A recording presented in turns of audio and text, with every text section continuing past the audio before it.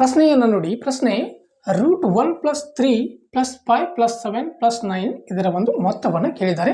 ಇದನ್ನು ಯಾವ ರೀತಿ ಮಾಡ್ತೀವಿ ಅಂದರೆ, ಇಲ್ಲಿ ಒಳಗಡೆ ಇರುವಂಥ ಸಂಖ್ಯೆಗಳನ್ನು ಏನು ಮಾಡ್ತೀವಿ, ಕೂಡಿಸ್ತೀವಿ. 1 + 3 4 1 5 9 9 1 7 16 1 9 25 ಆಗ್ತದೆ. ಸೊ √25 ಆಗ್ತದೆ. ಹೌದಾ? ಈಗ ಆನ್ಸರ್ ಎಷ್ಟು ಬರ್ತದೆ ನಿಮಗೆ? √25 ಇದ್ದಾಗ ಇದರ ಆನ್ಸರು 5 ಅಂತ ಬರ್ತದೆ. ಸೊ ಹಾಗಾಗಿ option B is right answer ಆಗ್ತದೆ. ಹೌದಾ? ಇದನ್ನೇ ನಾವು ಈಸಿ ಟ್ರಿಕ್ಕಲ್ಲಿ ಯಾವ ರೀತಿ ಮಾಡೋದಂತ ನೋಡಿ. ಈ ಥರ ಕ್ರಮಾನುಗತ ಬೆಸ ಸಂಖ್ಯೆಗಳನ್ನು ಕೊಟ್ಟಾಗ, ಇವು ಬೆಸ ಸಂಖ್ಯೆಗಳಿದಾವ.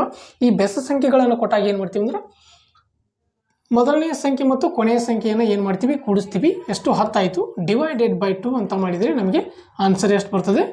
ಸೊ ಈ ರೀತಿ ಈಸಿಯಾಗಿ ನಾವು ಮಾಡ್ಬೋದು. ಹೌದಾ? 5 ಆನ್ಸರ್ ಬರ್ತದೆ. ಹೌದಾ?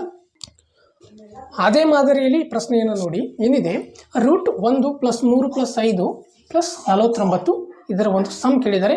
ಈ ರೀತಿ ಕೇಳಿದಾಗ ನೋಡಿ, ಆಗಲೇ ಒಂದು ಟ್ರಿಕ್ ಹೇಳಿದ್ದೀನಲ್ವ, ಅದನ್ನು ಯೂಸ್ ಮಾಡೋಣ. ಒಂದನೇ ಸಂಖ್ಯೆ ಯಾವುದು? ಮೊದಲನೇ ಸಂಖ್ಯೆ 1 ಪ್ಲಸ್ ಕೊನೆಯ ಸಂಖ್ಯೆ ಯಾವುದು?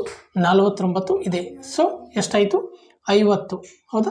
50 / 2 ಮಾಡಿದರೆ 2 1 2 25 50. ಸೊ ಹಾಗಾಗಿ answer C is right answer ಆಗ್ತದೆ. ಹೌದಾ? ಈ ಥರನಾಗಿ ನಾವು ಮಾಡ್ಬೋದು.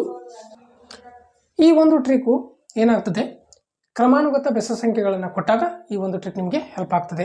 ಈ ಒಂದು ಪ್ರಶ್ನೆಯ ಆನ್ಸರನ್ನು ನೀವು ಕಮೆಂಟ್ ಬಾಕ್ಸಲ್ಲಿ ತಿಳಿಸಿ.